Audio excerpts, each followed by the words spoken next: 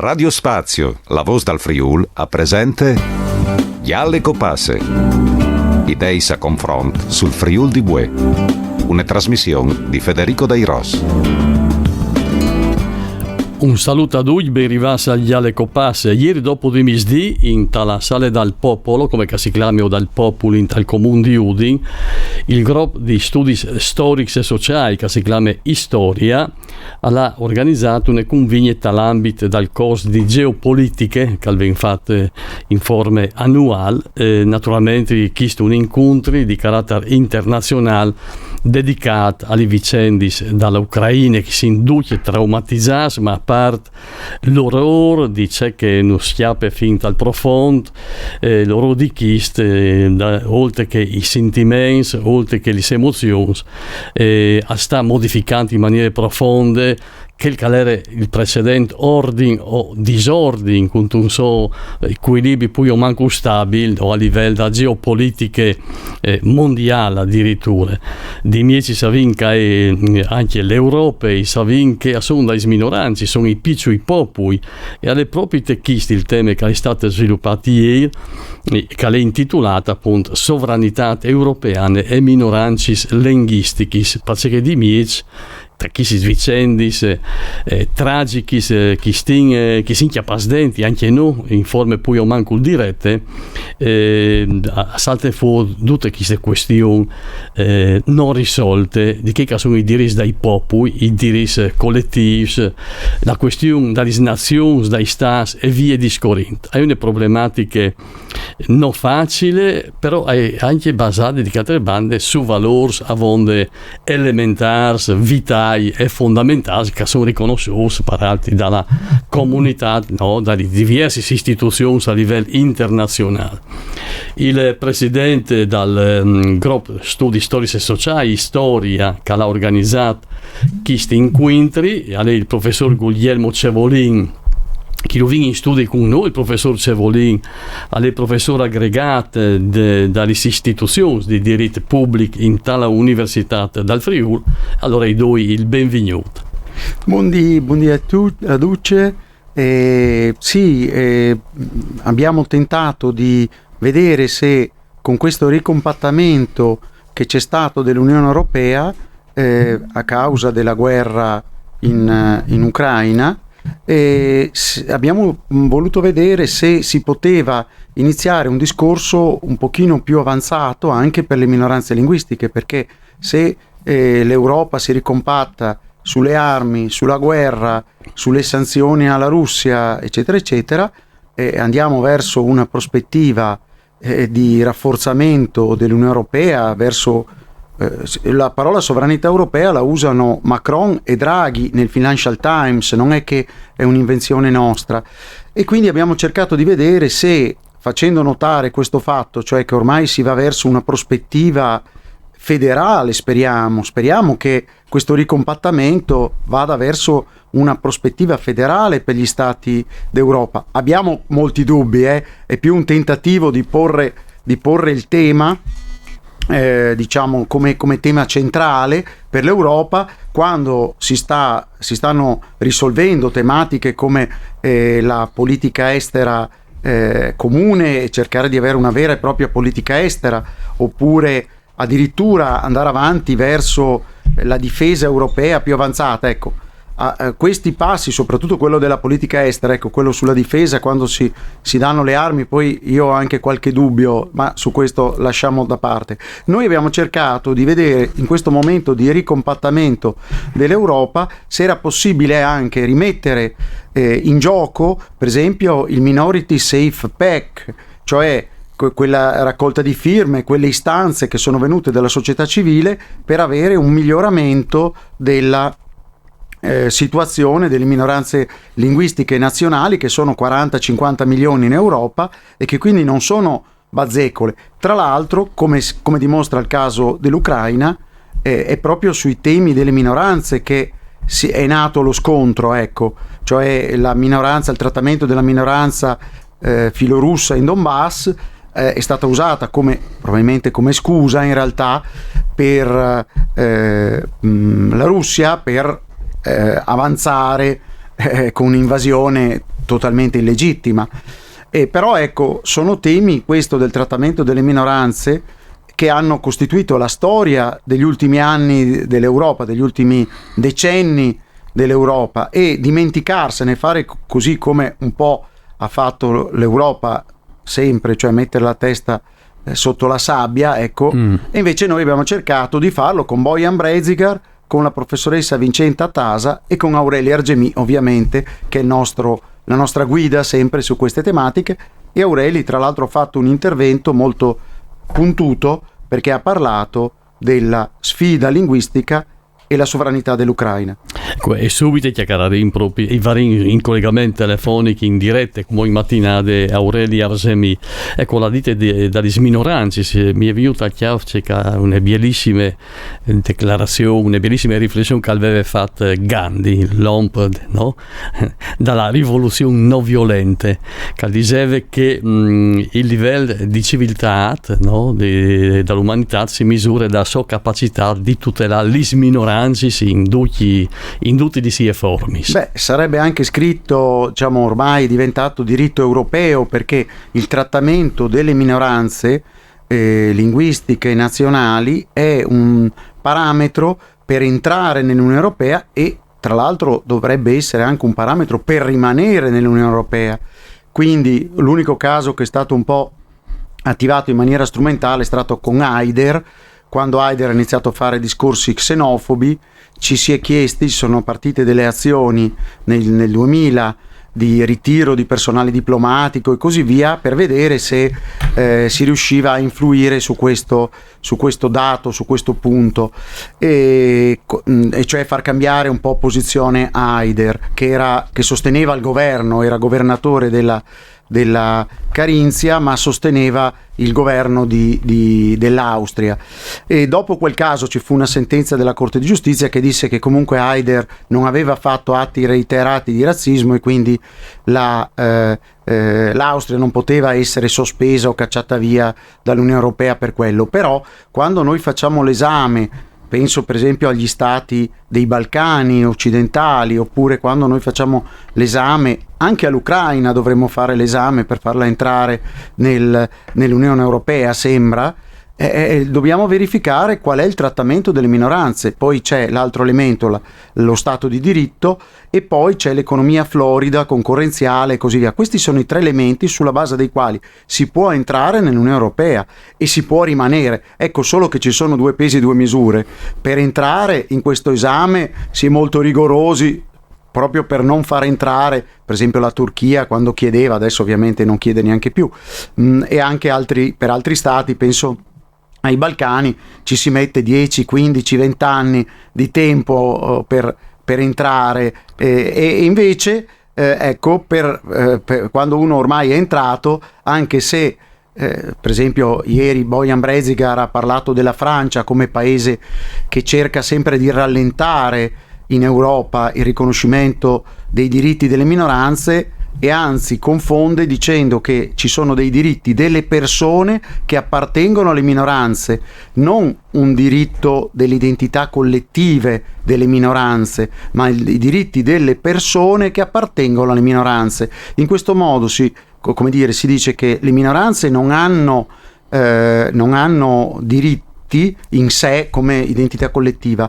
e dall'altro lato si parla di minoranze come tutte, cioè anche chi può pensarla magari diversamente, non so, i terrapiattisti potrebbero essere una minoranza e quindi avevano anche loro diritto, forse. Sì, e come chi avevi annunciato, come vi in collegamento telefonico, un dei relatori di ieri, un relatore di grande autorevolezza, Aureli Argemì, catalan, tutta una vita dedicata con passione, con determinazione, con costanza, no, e con grande coerenza proprio a chi svaloda l'autodeterminazione dei popoli, che lui si è sempre impegnato in prime linee, sia in tai consessi così a livello internazionale resi dai minoranze europee, e sia con coerenza naturalmente in la militanza, no, catalana, che l'ha portato in davanti, in particolare con un strumento, no, che è stato strategico, il CM, che è un centro internazionale di promozione e tutela dalle minoranze linguistiche. Lui viene in collegamento telefonico. Allora i saluti il nostro amico Aurelio Arzemi e din il benvenuto. Buon dia a tutti. Estic content de sentir-vos. Anche noi siamo contenti di sentirlo. Siamo qui in studio insieme con il professor Guglielmo Cevolin, che torna a ricordare i nostri ascoltatori. Sì, buon dia. Buon dia Aurelio. Che è stato l'organizzatore dalla convegna di ieri. Aurelio, intanto, prima di chiacchierare dall'Ucraina, che è stato il tema che lui ha sviluppato ieri, in Catalogna non si sente chiacchierare poi di tutte queste rivendicazioni, no? Dalla sovranità catalana. C'è molto la situazione in questo momento? Beh, a questo momento siamo, io direi, in una specie di parentesi. Voi sapete che abbiamo lottato fino in fondo, abbiamo esercitato il diritto all'autodeterminazione e poi la risposta del governo centrale è stato di castigo, cioè noi abbiamo avuto tutto il governo in carcere, adesso è ritornata un po' la calma, ma il problema non è risolto, cioè noi rivendichiamo sempre i nostri diritti, lo Stato centrale si parla di approfondire l'autonomia, ma neanche in questo siamo contenti, ma siamo lì ancora aspettando e lottando. Mm-hmm.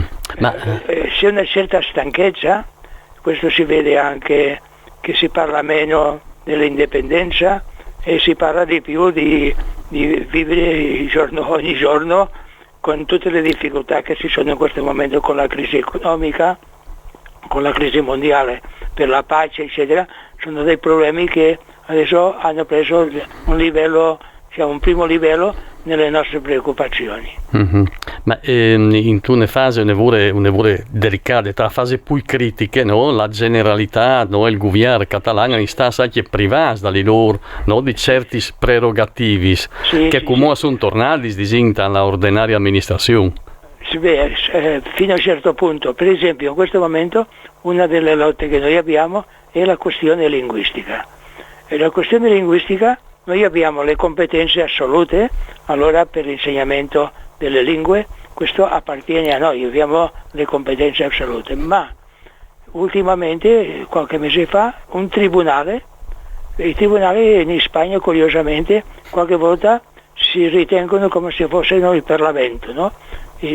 Fanno le leggi loro e noi dobbiamo subire. Allora hanno fatto un ordine e una sentenza dicendo che le scuole catalane devono fare almeno 25% in spagnolo. Questo mai era successo. La cosa che l'impegno che le scuole catalane hanno, e questo è un impegno preso per il governo, per il Parlamento catalano, è che alla fine degli studi i ragazzi e le ragazze parlino perfettamente catalano e spagnolo. Questo è l'impegno. Ma adesso no, ti dicono no, almeno 25%, allora chi è il tribunale per dettare come devono insegnare le lingue? Questo veramente si sta creando un problema, questa interferenza della giustizia in cose che sono dell'amministrazione. Sì. Sai che il professor Guglielmo Cevolin ha di tanti anni anche che lui ha seguito in forme dirette anche con informazioni di prima mano, non la questione della Catalogna. Lui ce il pensa, il professor Cevolin? Sì, siamo sempre in contatto con Aureli e io ormai vado una volta al mese sempre in Catalogna o anche a Valencia, perché c'è la cattedra di diritti linguistici a Valencia e siamo in contatto Università di Udine, Università di Valencia, abbiamo fatto libri, progetti insieme, quindi sono sempre immerso lì. Certo, la situazione è quella, poi Aureli risponde che è una parentesi, però certo una parentesi triste, perché vedere scritto che ci sono incarcerati ed esuli, Aureli mi insegna che è una condizione anche normale per certi periodi in Catalogna avere questa situazione qui, però ovviamente è una situazione molto triste che come dire è surreale, e poi surreale dal punto di vista giuridico queste così puntate in avanti della magistratura che diciamo e del Tribunale Costituzionale e del Tribunale Supremo, che hanno delle posizioni evidentemente anticatalane per quanto riguarda la lingua, tant'è vero che proprio, io adesso riferivo una cosa di Valencia, tant'è vero che proprio anche a Valencia hanno una sentenza del Tribunale Supremo ha cercato di limitare quello che è il progetto invece valenziano, cioè di insegnare 3 lingue alla pari, cioè catalano, spagnolo e inglese. E anche lì c'è una forte influenza della magistratura che, come ha detto Aureli, non segue il percorso giuridico di seguire quello che dice la Costituzione, quello che dicono gli statuti di autonomia. Aureli ha ricordato la competenza assoluta della Catalogna in materia linguistica e così via e così via. Quindi è una situazione, ecco, surreale per certi versi, dal punto di vista giuridico e dal punto di vista anche politico. Ecco, mooi waar is mooi die entraat al merito, no? Die kiest het kaas, dramatiek, aanzit het tragic dall'Ucraina. No, che rispetto kiest, ieri Aureli Argemi l'ha sviluppato, no? Un tema che ha dato il titolo Sfide linguistiche e sovranità dall'Ucraina. Allora Aureli Argemi domandare due rubis, una di carattere generale, perché sai c'è rapporto, c'è valore che ha proprio l'identità linguistica rispetto, no, all'autodeterminazione di un popolo, piccolo o grande calcedi. Di altre bande, in tal specifico, queste sfide linguistiche, c'è che ha da fare, cosa c'entra in qualche maniera con la sovranità dell'Ucraina. Sì, allora in Ucraina ci sono parecchi problemi a livello linguistico, si parlano una ventina di lingue, che dire molto, ma non tutte hanno una presenza in tutto il paese. In qualche punto hanno una presenza non significativa, ma è importante, bisogna riconoscerla. Ma c'è un altro problema, e questo sì che è il problema, è la presenza dappertutto del russo. Cioè nel 1991, quando l'Ucraina per referendum si prende l'indipendenza, la prima cosa che fa il governo è dire: noi abbiamo una lingua, l'ucraino, che è la lingua del paese, la lingua storica del paese, e noi abbiamo avuto una lingua perseguitata, secoli si hanno perseguitato questa lingua, ma è la lingua nostra e dobbiamo lottare per ristabilirla. Ma intanto abbiamo la presenza del russo, il russo si è sviluppato anche dentro dell'Ucraina, e il russo anche, curiosamente, l'origine si trova nel Rus, che sarebbe la contea di Kiev. Allora l'origine del russo si trova in Ucraina, poi si è sviluppato dentro della Russia diversamente, no? Ma molti dicono allora dobbiamo ritornare all'origine e fare che tutta l'Ucraina si reintegri nella Russia. Questa è un po' l'idea di Putin. Putin sta difendendo fino in fondo l'espansione e la riconoscenza del russo come lingua ufficiale dentro l'Ucraina. E qui si è creato questo problema, è ufficiale, co-ufficiale, e c'è una legge che ancora non è applicata, devono applicare fra 3 anni, e dire che il russo sarà lingua ufficiale o co-ufficiale nelle parti dove c'è più del 10%, e questo si trova soprattutto nella zona dell'est della Ucraina, e questa è la zona dove ci sono stati dei movimenti anche separatisti, perché non accettano che il russo non sia veramente l'unica lingua in quelle parti. E Putin questo lo approfitta, e lì la guerra è più diciamo più feroce, e si trova in questa parte. Putin ha un'esperienza, lui ha ripreso la Crimea del 2014 dicendo che in Crimea la grande maggioranza sono dei russi. È vero, sono dei russi che hanno andato in Crimea al momento che Stalin ha mandato via in esilio i tatari, che erano gli abitanti di Crimea. Evidentemente attualmente ci sono molti russi che vivono là, il 71% parla russo. Allora Putin in quel momento nel 2014 ha preso dicendo questo noi lo prendiamo, questo è Russia, e fa un po' come la politica che ha fatto anche prima in Georgia. In Georgia anche ha detto c'è una parte che non è d'accordo col governo e parla russo, allora facciamo 2 repubbliche indipendenti e così queste 2 repubbliche dipenderanno dalla Russia, e questo è quello che vuole fare in Ucraina, ma in Ucraina è peggio ancora, perché Putin ha detto un giorno chiaramente Ucraina non esiste, noi dobbiamo recuperarla perché forma parte della grande Russia. E Putin, la sua idea è cioè non ha accettato la caduta dell'URSS, vuole recuperare tutti i territori che durante l'epoca dell'URSS erano la grande Russia. Allora adesso sarà l'Ucraina, poi andrà le repubbliche baltiche, eccetera. Ma lui deve dare una scusa molto più generale, eccetera. Dice bene, qui noi vogliamo mantenere la sicurezza e il nostro problema è che abbiamo la NATO troppo vicina. Allora facciamo una frontiera grande perché non ci sono l'influsso della NATO. Questo è vero che per la sicurezza sarebbe una scusa, ma in fondo quello che cerca Putin è di recuperare anche dal punto di vista identitario l'Ucraina. A me mi viene in testa anche un po' di qualche similitudine con un famoso presidente serbo, no? Con Milosevic, che Isavinka è stato processato proprio dal Tribunale Penale Internazionale per l'ex Jugoslavia di crimini contro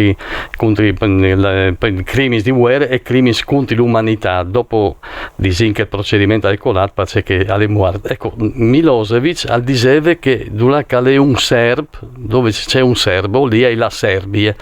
È un po' la stessa logica forse, no? Che sta perseguendo Putin.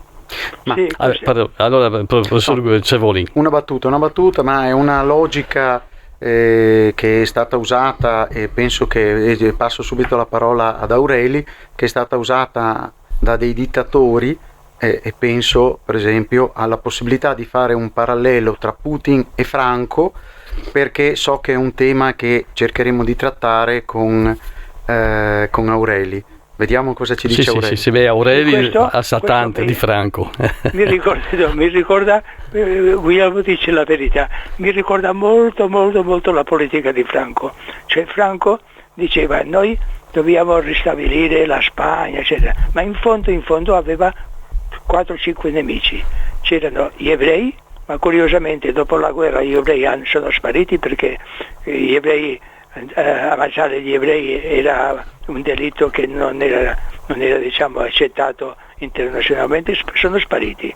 Poi diceva i massoni, perché lui voleva entrare nella massoneria e non l'hanno voluto, cioè la massoneria ha detto di no, e poi sono evidentemente gli indipendentisti catalani. Allora noi dobbiamo recuperare la Spagna e tutta la Spagna deve ritornare alla lingua unica, che quello è lo spagnolo, e ha vietato il catalano.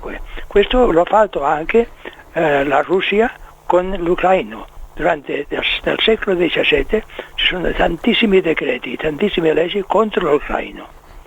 Perfino nel 1990, cioè un anno prima dell'indipendenza, c'è una legge a Mosca che vieta l'uso pubblico dell'ucraino, cioè è una lingua che attualmente si deve recuperare, un po' come noi dopo la morte di Franco, recuperare la lingua, ma noi il problema che gli ucraini hanno è diverso dal nostro. Loro hanno il russo presente, il russo lo sanno tutti, il russo ha avuto era la grande lingua di cultura, e ci sono molti russi che dicono io sono ucraino come quelli che parlano ucraino. E qui è stato lo sbaglio di Putin. Putin credeva che quelli che parlavano russo erano pro la Russia, e questo non è vero. Si è fatto un'inchiesta e il 78% della gente che parla il russo normalmente in Ucraina sono persone che si affermano innanzitutto come appartenenti a Ucraina, cioè non sono amici di Putin, ma sono contro Putin, e c'è una piccola parte pro-russa a favore di Putin. Invece Putin aveva pensato che tutti quelli che parlavano russo erano favorevoli alla sua politica.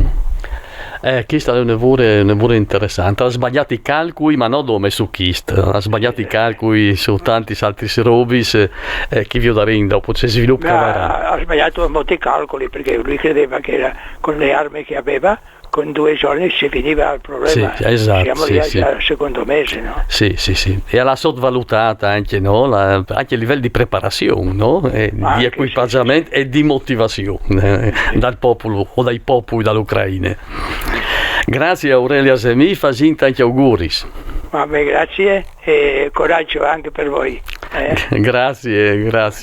E buona Pasqua. Anche a lui, buone Pasqua anche a lui, mandi. Professor Cevolini, quindi salutarsi, c'è mute, si saludino. Buone Pasche? Grazie. Buone Pasche. Anche a lui, grazie, e naturalmente si dia appuntamento prossimamente. Grazie. Con chi discorsi fermi qui, come passi la linea alla regia, invece la seconda parla dedichina a un altro progetto culturale che è in memoria di un gran personaggio dal Friuli.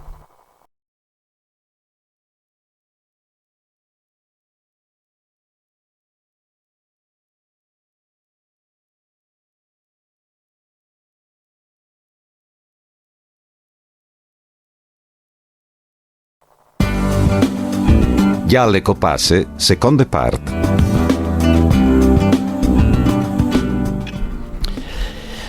E quindi Sainz in Davur nos lasciava un personaggio Furlan importante, che come Furlan si vede un grande debito dai suoi confronti, che è Pre-Antoni Belline.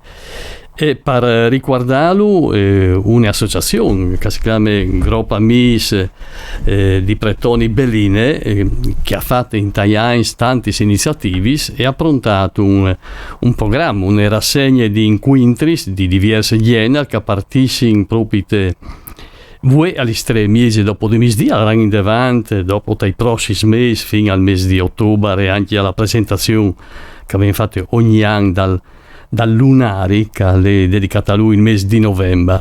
Allora, per riguardare la sua figura, il suo pensiero, e per farsi contare appunto qualche sono chi sui appuntamenti, si vede in collegamento telefonico l'animatore dal gruppo Amis di Pretonica, Renzo Nadalin, e do il benvenuto. Sì, Renzo, buondì. Buondì a voi altri e buondì a tutti gli ascoltatori. Sì, buondì. Beh, intanto lui l'hai conosciuto, Pretoni Belline, e c'è frequentazione l'hai avuta? Allora, io ho conosciuto Pretoni Belline la mia di Nadal dal 1965, quando era cappellano al Codron. Ecco, la storia è partita di lì, quindi tanti in lavoro. Alle qualche anno passato, ecco. Ai teams di Prepitin, dal cappellano di Codroi. Era anche Prepitin a Codroi, sì. Che dopo Pretoni ha dedicato un libro. Ha dedicato un libro e ha fatto un ritratto, che è un ritratto vero, che lì, cioè Prepitin era per buon così, non è lui inventato, ecco, chi ha avuto la fortuna di lei Prepitin, ha lei una storia che è vera, ecco. Sì. Ecco, lui l'ha conosciuto e dopo si frequentava finché lui è stato a Codroi. Dopo le sue anni io sono stato via 25 anni di Codroi per questioni di lavoro, quando i suoi rientrati in due città di Septembre, a dire la verità, che mi sono via nell'altra città un par di volte senza lassù. Dopo quando le che io venivo magari a città miei, di saluta l'NT faceva un schiappone a Cettalo, e dopo quando lui contasse sono stato praticamente continuo, insomma, ecco, con lui. Sì. Fino al dì che le morti, insomma, si sta insieme, si può dare queste parole. Ecco. Sì. E dopo di queste pandemie che là in davanti per 2 anni, chi stanno finalmente, no? Tornare a fare una sequenza di incontri, in sua memoria, in suo riguardo. ecco, dici che l'anno passato di là all'era tutti affrontati il video sia la bottiglia perché la roba è come cailate dal 2020. Dal 2021 si è arrivato ad un convegno comunque online dalla filologica, dalla settimana della cultura fulane, ci stanno sperimentando altri stias intorno in quel programma di disegno normale e vengono a recuperare anche le iniziative che erano già pronti senza che 2 anni fa e che si sono dovuti sfermare. Dice che voi venite a camminare il timpano che il calè ma anche se il timpano è una sorta di erogazione, no? Che in tal spirito di Pretone è intitolata Paitrois di Pretoni, no? Palistadis di campagne di ogni visepente. Dice che sarà sulla strada che va a Bilettiasse, non tan lungi la fase in curtute, come sempre dalle letture che ci stanno sono già disfuggo dal libro Testimoni che sta pubblicata nel 2017 e che parte i riguardi che la INTA voluta sa di Pretoni e lì sono stati risposti 4-5 talks che saranno lesse e dopo si cercherà alla fine di tutto dal cortile della canonica e lì si farà l'ultima lettura che riguarda l'ultimo di Pretoni, un riguardo diretto delle persone che l'ha vivuto proprio direttamente che è Ivana e dopo per rimontare un altro insieme Sapluffi, facendo tutto al cortile della canonica che è la possibilità di stare sotto e speri bene, insomma, ecco come dicevo la roba. Sì, e dopo dopo sarà il 24 di aprile al Cole, no, l'anniversario che lui non sa lasciare, al 23. Che è di Sabide, però purtroppo a Basepente hanno emesso il Sabide ma è domenica, quindi vi dovuto rimandare per giornata, ma non è un problema. Il Larin dopo finite messe si fermare un momento che è la lapide in classe e dopo la rete al cimitero per dire preghiere sulla tomba. Ecco, qui sta lì il programma di domenica. Mm-hmm. E invece, sì, scusa. Sì, come vi passiamo, no, all'appuntamento successivo che è il 6 di maggio a Basilia, no, che è una convegna. Sì, la convegna che noi facciamo ogni anno proprio per ricordare il pensiero e l'opera di Pretoni. Quindi qui sta il tema è che di Pretoni scrittore e i vari come relatori Agni Florano e il professor Gabriele Vanello con moderatore Gotthard Ditri che riveleranno i Pretoni scrittori, insomma, ecco qui sta un po' il sperin che vedi anche lì la fasarini infatti dalla sala del Consiglio Comunale perché che altri sai la biblioteca hanno arrivato i giusti che sono venuti, insomma, ecco. Sì, e sarà il 6 di maggio a Votemese di sera. Sì, dopo ecco, in queste circostanze è interessante il sottotitolo anche, no? Un saborador di coscienze. Sì, perché queste che Pretoni, qualche tu lo leggi, non può dire che è indifferente, ti mette sempre in crisi, se si può dire queste parole, perché lui ha la capacità di entrare dai problemi, dalle storie, con onestà, con serietà, da ragionante, tu non ti puoi schiampare dalle robe che ti mette davanti, ti Claudio lì e tu hai di frontaio, insomma, non ti puoi stirare in da ora, un po' che è stato anche Culioni, che sono un po' più curtuti su un argomento differente, ma sei sempre lì, insomma. Mm-hmm. Ecco. E la rassegna dopo avrà una continuazione proprio in la città di Udine. Ecco, lì la storia è un po' differente, perché non come troppo di dato un man. Allora, torniamo da un attimo. Allora, Marcello Di Tommaso Cuglieri, perché purtroppo è morto il 9 di novembre dall'anno passato. Le persone l'artista di Visepende che ha fatto ispirato dal coeletto Orlando Pretoni, ha ispirato a fare una serie di quadri, un ciclo di quadri, sono 26 quadri, che cacciate l'ispirazione, l'ispirazione dal coeletto Furlan. E ogni quadro ha un riferimento di una strofe, appunto di una strofe dal Coelet Furlan. E lui mette la sua idea sulla tele.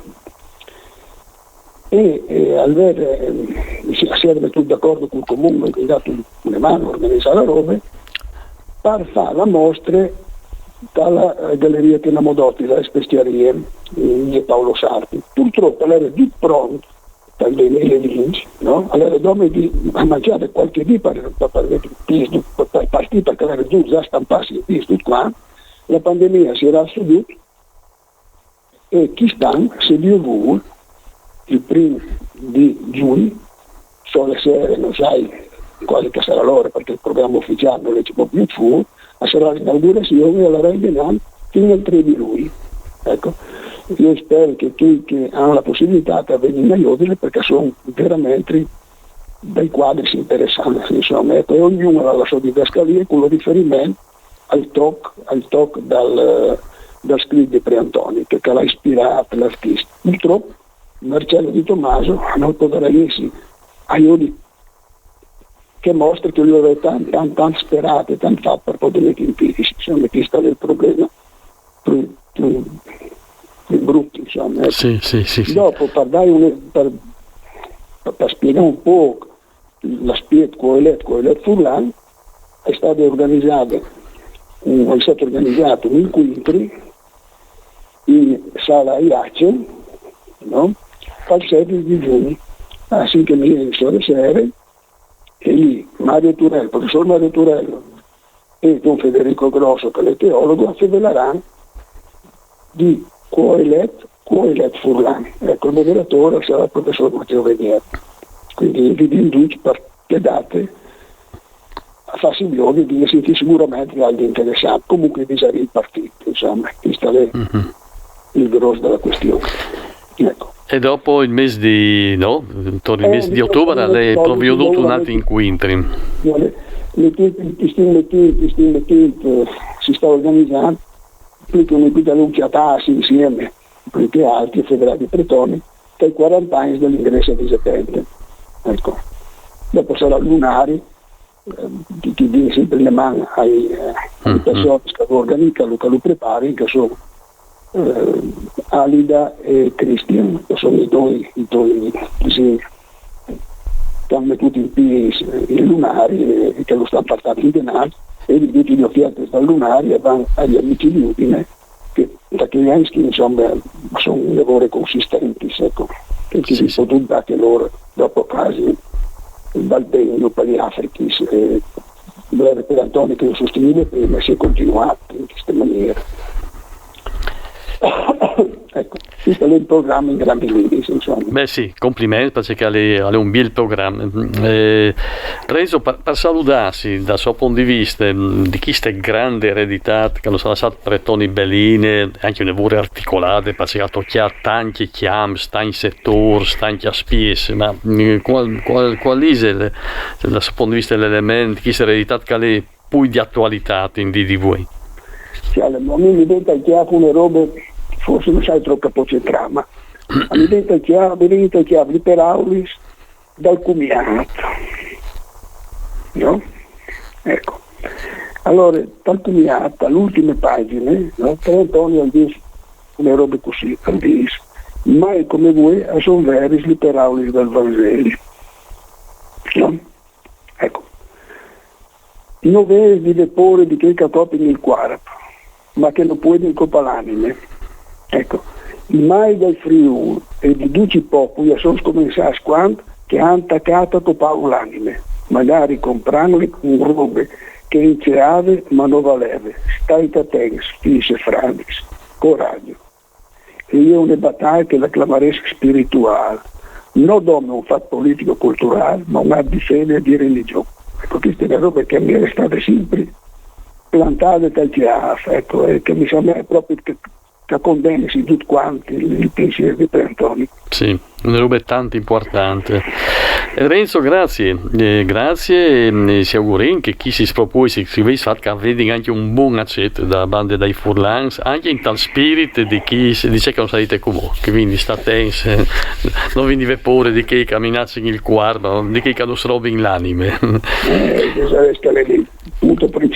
no, purtroppo mi sto male, ecco. Grazie, tanti auguri. Ogni bene, grazie. Sì, mandi a tutti, buone giornate. Anche a lui, grazie a Renzo Nadalin che nos ha presentato il programma di incontri, di iniziative per memoriare per Toni Bellini che stanno a Colin i 15 anni ai 23 di aprile dalla sua morte. Grazie a Aurelia Arzemi che lo vinse in tutto di Barcellona e al professor Guglielmo Cevolin dalla Università del Friuli, presidente del gruppo di studi storici e sociali Storia che è stato in studi con noi. Con gli Ale Copasse si dà appuntamento ogni dì sempre alle stesse ore. Mandi a tutti.